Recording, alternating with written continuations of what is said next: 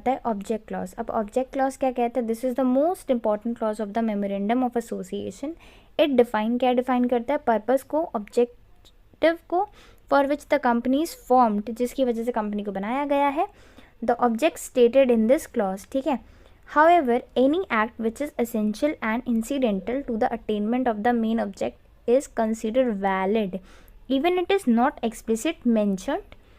अब ये क्या कह रहा है, देखो अब इसको बहुत ध्यान से समझना। ये बोल रहा है, देखो जो भी कंपनी का ऑब्जेक्टिव होता है, ऑब्जेक्टिव क्लॉज है, उसको वर्ड टू वर्ड तो लिखा नहीं जाएगा, ठीक है। कुछ बातें ऐसी होती हैं जो मेमोरेंडम के ऑब्जेक्ट क्लॉज में नहीं लिखी गई है, लेकिन फिर भी वो वैलिड है। अब ऐसी कौन सी बातें हैं वो देखो, एक कंपनी है, वो कार मैन्युफैक्चर करती है, उसके बाद उसे सेल करती है। अब कंपनी के ऑब्जेक्ट क्लॉज में लिखा है कि भाई हम कार बनाते हैं और फिर उसे सेल कर देते हैं, ठीक है। अब अगर मैं कहूँ, अब कंपनी क्या कर रही है, एडवर्टाइजमेंट कर रही है कार की, ठीक है, और मैन्युफैक्चरिंग करने के लिए वर्कर्स को हायर कर रही है, ठीक है।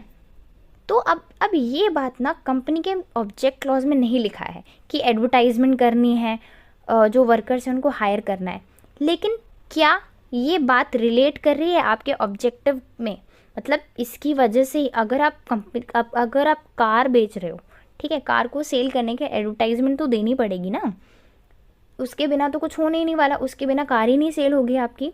तो ऐसे क्लॉजेस, ऐसी चीज़ों को वैलिड माना गया है। हाँ, ये नहीं लिखी गई है मेमोरेंडम ऑफ ऑब्जेक्टिव में, लेकिन फिर भी ये वैलिड है, ठीक है। अब समझ में आया होगा। अब नेक्स्ट पे आते हैं।